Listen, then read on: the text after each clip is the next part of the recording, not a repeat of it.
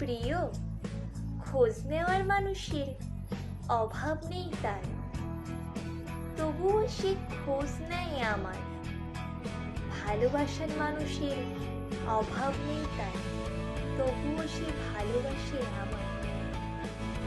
হয়তো পাশে বসে গল্প করা হয় না, হয়তো হাত ধরে পাশাপাশি হাঁটা হয় না, তবে মেসেজে কথোপকথন অবশ্যই হয়। তবে হাতে হাত রেখে চলার শপথ অবশ্যই নেওয়া হয়।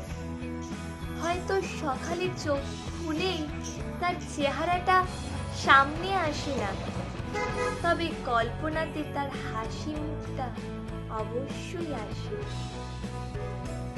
হয়তো কখনো কোনো জায়গায় ঘুরতে যাওয়া হয়নি, তবে স্বপ্নে একসাথে অবশ্যই ঘুরি।